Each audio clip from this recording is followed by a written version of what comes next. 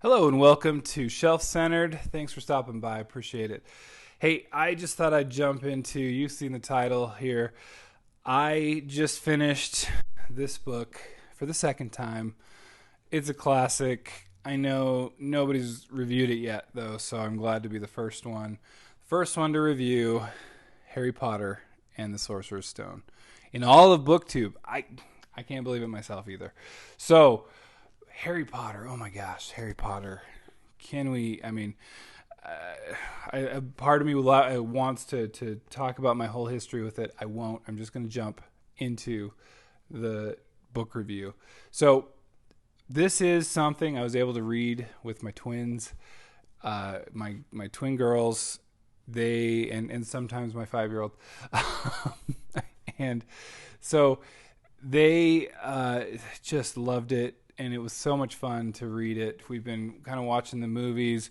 One of the things is we'd love to plan a trip to Harry Potter World when, obviously when things open up a little better.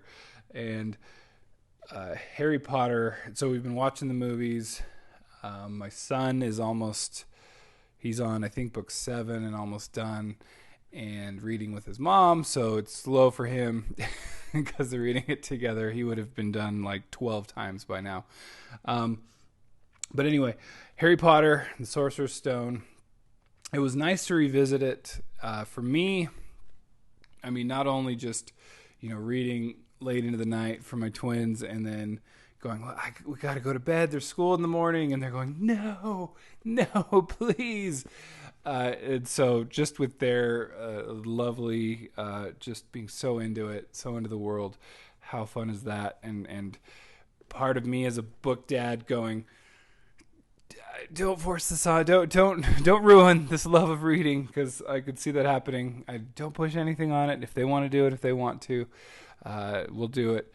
But that's been my biggest struggle, is not going, here, read Lord of the Rings. It'll blow your mind, and maybe not. Maybe not now. So just not pushing all my favorites. So it's been nice to do this at their level. So anyway, Harry Potter and the Sorcerer's Stone. What was nice about this, I think the first time I read this, it was kind of like I'd watched the movies up to, I think, so the 4th movie when I actually started reading the series. And so when I read it the first time, it was kind of like, you could watch the movie, it does the same, right? And I think same with the second book. The first 2 books, you could watch the movie, get the same amount out of it as the book. So that was my first take on it the first time I read it. But reading it this time, nice and slowly with my twins, there's so many nuances that are just so good. So that just make you love this. And it made me realize why I loved it. So I adjusted my star rankings on Goodreads to go up a little bit, because it's not just an average book. Like this sets the world, and it does a wonderful job of setting that world right off the bat. It's quite impressive. And I mean, you have things like, and I don't know if these are in the movies too much longer after the first movie, but the changing staircases, right? And they have to get up. They learn quickly that can make them late to class. The ghosts play just a bigger part in the book, and they're hilarious. Peeves, I mean, just to watch my twins just crack up at Peeves, who just wants to mess with everyone. He's so funny. And Harry and Ron and Hermione are trying to do something serious, and Peeves catches them and just wants to do anything he can to mess with them. But then guess who he wants to mess with even more? Is Mrs. Norris and Mr. Filch, those two. So it's just, and we're, I mean, just cracking up about, the part where I think that, what is it? Are they going into the Fluffy's chamber? And I want to say that it's, clearly, I've only read this twice, and Peeves comes in and he's about to just mess them all the way up and cause a big disturbance. It's late at night. They're already getting in trouble and losing points left and right for Gryffindor. And Peeves is just about to spill the beans, and then Mrs. Norris comes around, Filch, and they're able to escape. And what does Peeves do? In no way rats them out, but just messes with them.